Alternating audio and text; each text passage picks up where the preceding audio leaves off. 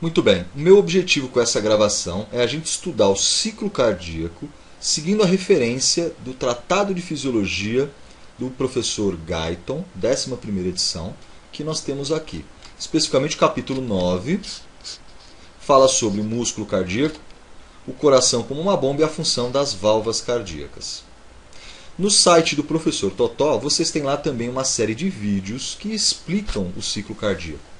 O que acontece é que diferentes autores explicam esse ciclo cardíaco de formas diferentes. O que eu vou fazer aqui é explicar o ciclo cardíaco baseado neste capítulo e fazer algumas comparações com o que é dito nos vídeos que estão lá no site do professor Totó. Então eu quero aí que você dê uma olhada no capítulo 9. Nós temos aqui a página 103, página 104. Na página 106, página 105, na página 106, existe uma explicação aí do ciclo cardíaco e vai me interessar a gente entender o gráfico que aparece na página 107. Se a gente entender esse gráfico, a gente entende muito bem o ciclo cardíaco. Lembrando que é o seguinte, né? O ciclo cardíaco, se a gente lembrar, o coração tem lá os átrios, miocárdio atrial, miocárdio ventricular. Os átrios contraem num tempo diferente do ventrículo. Logo, a sístole atrial, sístole ventricular, diástole atrial e diástole ventricular.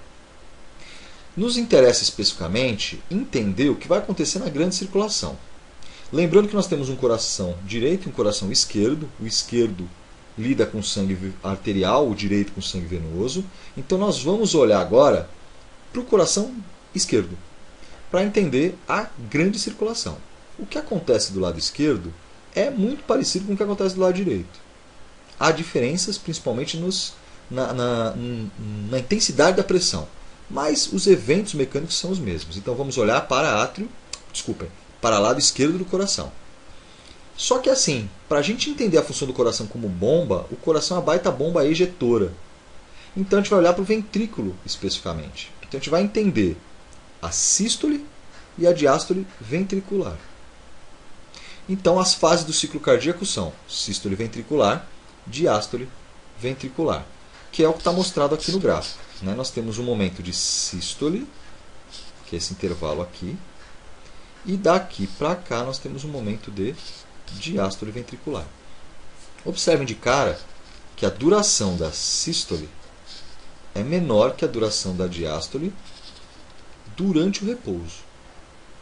Na atividade física há um encurtamento da diástole e aí a sístole e a diástole têm uma duração igual, praticamente.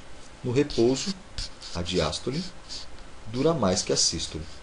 No vídeo que nós temos no site do professor Totó, explica lá que por esse motivo a sístole é chamada de pequeno silêncio e a diástole de grande silêncio. Muito bem. O que mais nós temos aqui o que mais que a gente pode falar sobre o ciclo cardíaco? Primeiro, qual o objetivo do coração durante a sístole? É justamente ejetar o sangue do ventrículo esquerdo para o arco aórtico. Sangue este que é arterial e vai ser distribuído para todos os tecidos do corpo. Qual o objetivo do coração durante a diástole ventricular? É encher o ventrículo de sangue. Esse volume de sangue que está dentro do ventrículo no final de uma diástole é chamado de volume diastólico final. E no ventrículo esquerdo ele é cerca de 120 ml. Mesma coisa para o ventrículo direito. Agora, o coração encheu durante a diástole, volume diastólico final é o volume de sangue que está ali dentro. Quando há sístole ventricular, ocorre a ejeção do sangue. E esse sangue que é ejetado do ventrículo esquerdo a cada sístole é chamado de volume sistólico ou débito sistólico. Ele é cerca de 70 ml por sístole. Muito bem. Então nós vamos dizer que o objetivo da sístole ventricular é ejetar o sangue, é gerar um volume sistólico. O objetivo da diástole é encher o ventrículo de sangue, é atingir um volume diastólico final. Muito bem. Então nós vamos olhar aqui na sístole ventricular, diástole ventricular. O que esse gráfico mostra? Uma série de traçados que representam o fonocardiograma. O que é o fonocardiograma?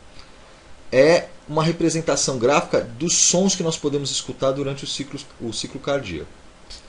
O eletrocardiograma, que é uma medida de eletricidade se espalhando a partir do coração para o corpo.